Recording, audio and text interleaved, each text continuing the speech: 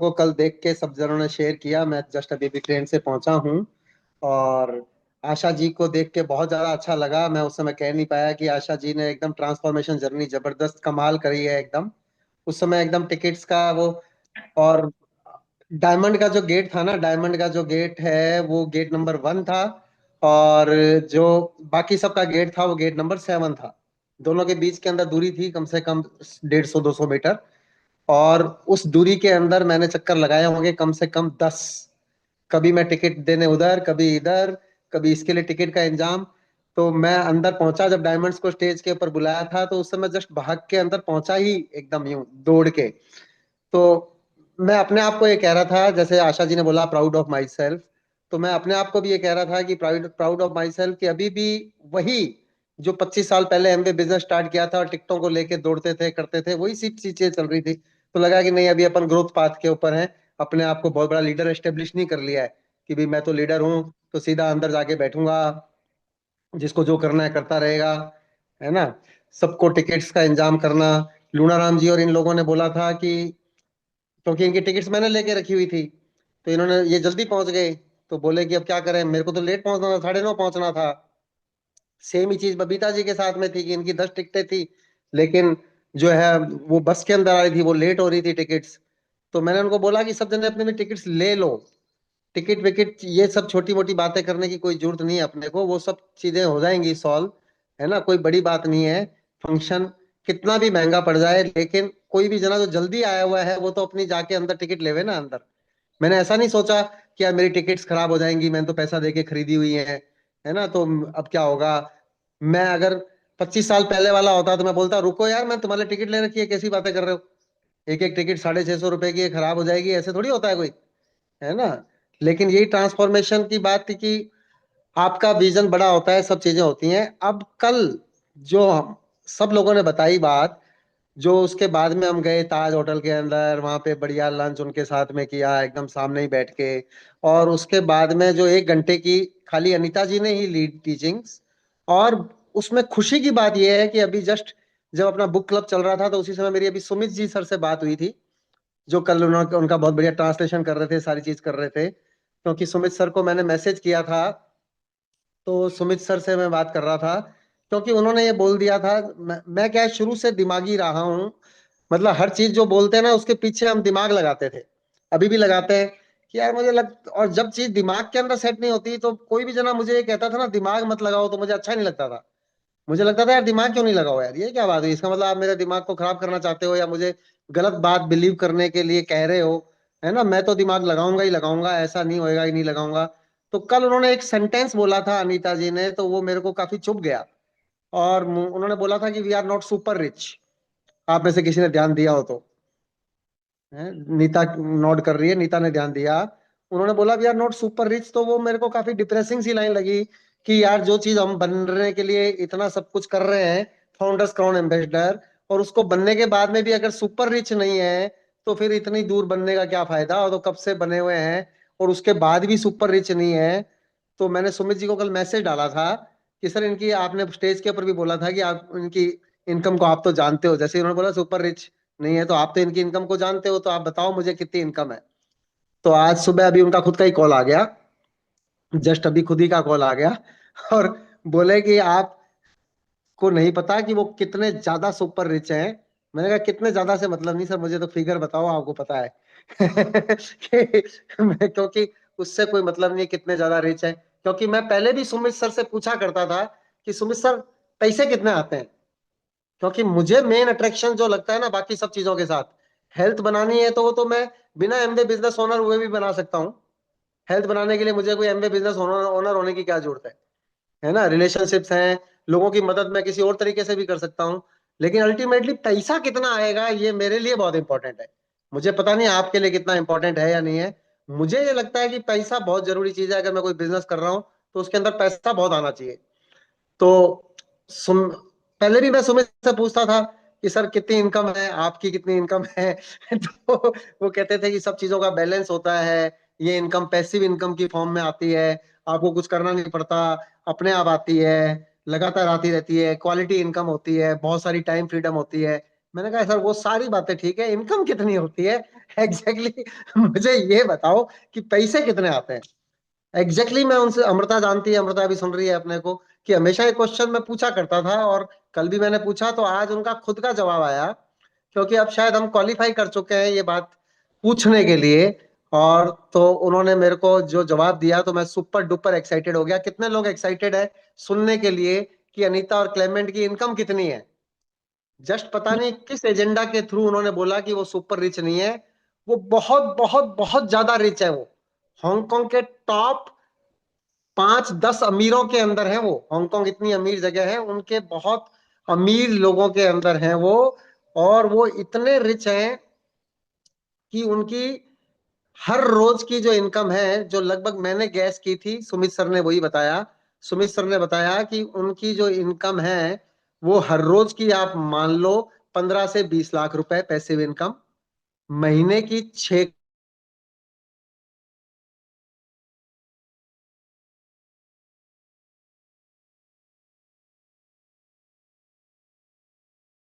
Sir पता नहीं freeze हो गया है, शायद मेरे यहाँ हुआ है कि सबके यहाँ हुआ है। नेट चला गया सर का। नहीं, सब सबके सही हो ये हो गया है। भैया की आवाज नहीं आ रही है। हम सब भी तो फ्रीज हो गए ना नेट भी फ्रीज हो गया ये सुन के। अमाउंट फ्रीज हो फिगर गया सुन के एक सुन दिन के में फिगर सुन पंद्रह के बीस हेलो सुन लाख ही नहीं रुपए पाए। फिगर सुन ही हेलो। नहीं पाए। 60 करोड़ रुपए साल की इनकम है उनकी। 60 करोड़ रुपए साल की इनकम का मतलब ये है कि जिसके लिए कम से कम 700-800 करोड़ रुपए का एसेट होना चाहिए। तो 60 करोड़ रुपए आप साल की इनकम, ऐसा तो कह नहीं सकते हो कि एक ये 60 करोड़ आ रही है तो पिछले 60 करोड़ आई थी उसका क्या हुआ होगा। उस 60 करोड़ का भी उनके पास में बहुत सारा ब्याज और बहुत सारी इनकम आती है। वो कहते हैं ना कि हमारा सबसे बड़ा एसेट एमवे बिजनेस ही है, हमारे को किसी एसेट की जरूरत ही नहीं होती, क्योंकि सबसे बड़ा बिजनेस, सबसे बड़ा एसेट एमवे ही है। जो पैसा आता है उससे और कितना पैसा आता है, उस पैसे से और कितना पैसा आता है, जितना एमवे से पैसा आता है उससे भी कई गुना ज्यादा पैसा जो होता है, वो जो पैसा इकट्ठा होता है उसके एसेट से आ जाता होता है। तो पैसा बहुत बहुत ज्यादा आता है। फिर उन्होंने बताया कि 10 साल पहले, सुमित सर ने बताया कि 10 साल पहले, जब 10 साल पहले एमवे ने बैन कर दिया था कि कोई भी बाहरी बंदा जो है ना, वो एमवे बिजनेस हिंदुस्तान के अंदर नहीं कर सकता है। कोई भी बाहर का, किसी भी कंट्री का व्यक्ति, आपने देखा होगा 10-15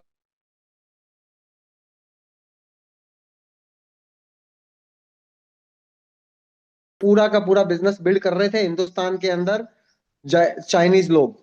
और ऐसा लगता था कि ये हिंदुस्तानियों से आगे निकल जाएंगे। पीयूष को तो एग्जाम्पल भी याद है कि वो लोग हिंदी भी सीख रहे थे, वो लोग इंग्लिश भी सीख रहे थे, ट्यूशन कर रहे थे, और हिंदुस्तान के अंदर बिजनेस करने के लिए आगे थे, है ना। और they were Chinese people building business जो लिख रहे हैं ना, बिल्कुल सही बात। How much money they are making, can anyone repeat. मेरा कनेक्शन लूज हो गया था, वो बाद के अंदर बता देंगे। वो मनी बना रहे हैं एमबे बिजनेस से 5 करोड़ रुपए महीने की, 60 करोड़ रुपए साल की। और उसके अलावा उनकी इनकम तो जो है वो बहुत ज्यादा है। कई हजार करोड़ के मालिक हैं वो, जिसको बोलते हैं ना, कई हजार, हजारों करोड़ के मालिक होते हैं ना जो लोग। मैंने बोला घर भी नहीं दिखाया सुमित सर उन्होंने तो उन्होंने बोला कि उनका भाई इतना गजब का घर है कि आप सोच भी नहीं सकते। मैं उनके घर गया हूँ, तो जो वो चाइनीज लोग आए थे तो वो सुमित जी की डाउनलाइन में भी थे उनमें से कुछ लोग, और वो इनकी डाउनलाइन थे, इसलिए सुमित जी का इनके साथ में बहुत क्लोज कनेक्शन है। सुमित जी इनके घर भी गए हुए हैं। सुमित जी उनके बारे में कह रहे हैं कि मैं आपको अलग से और बहुत बहुत बातें बताऊंगा, आप अमेज्ड हो जाओगे। कहते हैं एक बार जब वो हिंदुस्तान के अंदर बिजनेस बिल्ड करने आए थे, तो जैसे उन्होंने वहां पे बड़े बड़े सेंटर खोल दिए ना, फिटनेस सेंटर खोल दिया, ये खोल दिया, तो हिंदुस्तान में भी खोलना चाहते थे। तो क्या, मैं गुड़गांव के अंदर उनको बहुत महंगी महंगी प्रॉपर्टीज दिखा रहा था, लेकिन उनको बहुत सस्ती लग रही थी। और मैं कह रहा था कि रेंट पे भी ले सकते हो, कहते नहीं नहीं, रेंट क्या है, इसको तो एक बार में पे करके ले लेंगे। इतने रिच थे वो, इतने रिच हैं वो। तो मैंने बोला सर फिर ऐसा क्यों बोल के डिप्रेस करते हैं लोगों को कि they are not super rich. कहता है यार मैं करेक्ट भी करना चाह रहा था लेकिन मैं कर नहीं पाया। आपने देखा होगा मैंने कोशिश भी की थी कि no no I know your income, you are very. Sir तो वो, सर शायद उन्होंने अंबानी इसके साथ अपने आप को कंपेयर कर लिया होगा, इसलिए उनको लगा हाँ कि वो सुपर रिच नहीं है। हाँ एग्जैक्टली, हर चीज कंपैरिजन तो है ही है दुनिया के अंदर। लेकिन जो एक आम व्यक्ति सोच सकता है, जो नीता ने बात बोली, जो एक कोरियर कंपनी में काम करने वाली रिसेप्शनिस्ट, या मेरे जैसा एक सिंपल इंजीनियर, है ना, जो हम मध्यम वर्गीय लोग हैं, जो हम सोच नहीं सकते वो चीज एमवे के अंदर हमको मिलनी है, इसलिए तो एमवे करते हैं, है ना। जो चीज हम सोच नहीं सकते, कहाँ मेरे जैसा एक नौकरी करने वाला आदमी सोच सकता है कि एक साल का जो है, एक महीने का भी 1 करोड़ रुपए कमा लेंगे, कहाँ से कैसे कमा लेंगे, कौन सा तरीका कर लेंगे, क्या चीज कर लेंगे, है ना। लेकिन यहाँ पर इनकम तो इतनी बड़ी है ही है। उसके बाद जो 2 से 3 बजे के सेशन के अंदर उन्होंने बताया, अपने वाले में भी बताया था, 2 से 3 वाला सेशन तो मोर और ज्यादा वो था कि हाउ करना कैसे है। तो उसके अंदर वही हेल्थ मीट करते हैं, H2O की बात की, हेल्थ टू अपॉर्चुनिटी की बात की, पार्टीज करते हैं। तो मैं इतना खुश था कि जो आप लोग कर रहे हो, जो लोग अपन कर रहे हैं, वही सारी चीजें वो लोग कर रहे हैं। We are exactly on the right way, with the right रास्ते के साथ और राइट तरीके के साथ, राइट रास्ते के ऊपर एकदम राइट तरीके से है। और हिंदुस्तान के अंदर तो पोटेंशियल भी इतना ज्यादा है कि 70-70 लाख की तो एक एक सिटी है। जो हांगकांग पूरा देश 70 लाख की पॉपुलेशन का है। जयपुर जयपुर के अंदर पड़े हुए हैं, कल मैं सुबोध को बता रहा था, 70 लाख लोग। तो दिल्ली के अंदर तो 2-2.5-3 करोड़ लोग पड़े हुए हैं, है ना। पूरे राजस्थान के अंदर 8 करोड़ पॉपुलेशन है। तो कहाँ वहां पे, वियतनाम के अंदर, जापान के अंदर, मतलब इन कंट्रीज के अंदर और थाईलैंड के अंदर इतने सारे क्राउन एम्बेसडर हो रहे हैं। हिंदुस्तान में तो अभी एक भी नहीं हुआ। रजनीश जी हमारे बोलते हैं कि हर स्टेट के अंदर एक होना है। जो जैसे वो मूर्ति बता रहे थे वहां पे, जिनके बारे में भी आशा जी ने बात की कि, और उससे पहले वो सतीश बता रहे थे कि जस्ट मूर्ति तो जस्ट 150 लोगों की टीम के साथ के अंदर जो है फाउंडर्स एग्जीक्यूटिव डायमंड हो गए, और कह रहे हैं कि 2029 के अंदर। और लगातार अपन देख ही रहे हैं, लगातार हर बार देख रहे हैं कि पिन बदल के तो कस्टमर सेंट्रिक। और उसके ऊपर तो एक अलग से सेशन करेंगे अपन कि उन्होंने कैसे, उन्होंने सारी स्लाइड शो के थ्रू बताया कि कैसे वो ये अपॉर्चुनिटी मीटिंग करते हैं, कैसे सर्टिफिकेशन कोर्स करते हैं। जो भी जना एमबीए बिजनेस के अंदर जुड़ता है उसको न्यूट्रिशन की ट्रेनिंग वो 100% देते ही देते हैं। कि सबसे पहले न्यूट्रिशन की पूरी ट्रेनिंग होगी, उसके अंदर भी अलग अलग कोर्सेज बना रखे हैं उन्होंने, एक बेसिक कोर्स बना रखा है उन्होंने, खुद ही की सारा का सारा प्लेटफॉर्म है। जबकि यहाँ पे तो एमवे अपने को लगा के सारा प्लेटफॉर्म दे रही है, वहां पे तो सब चीज खुद खुद करके भी इतना बड़ा बिजनेस उन लोगों ने बिल्ड किया। और वो बिजनेस के अंदर कितने साल से हैं आप ये सोच के देखो। ये वो तो 79 से है क्लेमेंट तो, 79 का मतलब हो गया 21 और 24, 45 साल, 45 ईयर्स हो गए। अगर बिजनेस इतना गजब ना हो, इतना सस्टेनेबल ना हो, तो 45 ईयर्स कैसे रहेंगे। तो वहां पे मैं तो मेन बात तो आपको इनकम की, उनकी लाइफस्टाइल की, जो उन्होंने शो ऑफ नहीं की, बार बार वही कहते कि शो ऑफ नहीं करना चाहते, है ना। तो इनकम क्यों नहीं होएगी जब एक एमरल्ड डायमंड लेवल के ऊपर इतनी इनकम होती है। तो उनके तो 80 जीएआर पॉइंट, अभी कोई पूछ रहा था कि जीएआर क्या होता है, आशा जी पूछ रहे थे, उसके बारे में भी अलग से बात करेंगे अपन। कई बार करते हैं हम लोग अपने प्लेटिनम एंड अबव वाली मीटिंग में। मैं चाहूंगा एक बार अमृता मैम भी 2 मिनट कुछ बात करें, क्योंकि आज का समय हो चला है। Thank you so much for inviting me. बहुत अच्छा सेशन चल रहा है, बहुत मजा आ रहा है, और कल का एक्साइटमेंट तो देखिए अभी तक उतरा नहीं है। और जैसे सर अभी ट्रेन से पहुंचे हैं बीकानेर में, मतलब कि अभी मैं खुद भी आज बहुत दिनों बाद थोड़ा सा लेट उठी, क्योंकि सर को जाना था तो हमको देर हो गई थी सोने में। पर इस सेशन के लिए आप एक्साइटमेंट देखिए कि लगता है कि बस इसको अटेंड करना है, किसी भी हाल में इसको सुनना है। तो कल वाले सेशन का एक्साइटमेंट तो कितना ज्यादा हुआ, कितने सालों बाद हमारे लिए ये एक्सपीरियंस वापस लौट के आया कि सारी टीम को लेकर, मतलब हमने वहां देखा, मिले, सबसे बात करी, और अनीता फू और क्लेमेंट फू को सुनना बहुत ज्यादा बड़ा एक्सपीरियंस था। और सर के जो कंफ्यूजन थे, जो आशा जी ने बात बोली थी, मैंने सेम यही बोली थी कि वो लोग अपने आप को रिच दिखाना नहीं चाह रहे हैं। वो एक कंपैरिजन हो जाता है कभी तो अंबानी से, या जेफ बेजोस से, या मार्क जकरबर्ग से, वो लोग अपने आप को कंपेयर कर रहे हैं बिल गेट्स से। तो एक आम आदमी के लिए वो थोड़ा सा मुश्किल होता है, पर हमें खुद को सोचना चाहिए कि वो एक कुरियर कंपनी में काम करते थे और आज इस जगह पे पहुंच गए हैं। हमें उनकी मेहनत के ऊपर फोकस करना चाहिए कि उन्होंने किस तरह से मेहनत की है। क्या होता है, उन्होंने बहुत ज्यादा बैलेंस करके इस सेमिनार को लेने की कोशिश करी कि बहुत ज्यादा मेहनत करेंगे तो भी आदमी सोचेगा कि इतनी मेहनत करनी है, तो वो डर जाएगा, या बहुत आराम से हो जाएगा। तो कौन सी चीज हमें रखनी है, कौन क्या उसमें से टेक अवे लेगा, ये समझना थोड़ा सा मुश्किल हो जाता है हमारे अपने एक माइंडसेट के हिसाब से।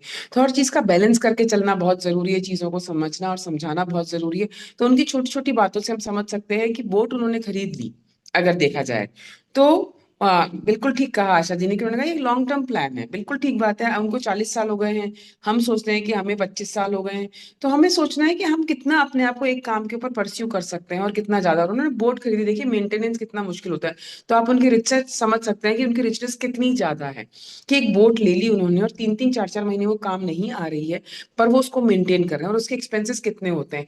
ठीक है, हिंदुस्तान में अगर हम अपनी बात करें, अगर हम दिल्ली वाले हैं या जयपुर वाले हैं या राजस्थान वाले हैं जहाँ पे डेजर्ट है, जहाँ पे बोट नहीं ली जाती है, कोई बात नहीं, कोई और चीज ऐसी होगी जिसे हम खरीदेंगे और फिर उसको मेंटेन करेंगे। जैसे सर कई बार कहते हैं कि मुझे ना अपना हेलीकॉप्टर खरीदना है या प्लेन खरीदना है, तो वो अगर आपका 3 महीने नहीं चले तो उसको आप मेंटेन कर पाओ बहुत इजीली, स्ट्रेस के साथ में नहीं, खुशी के साथ में।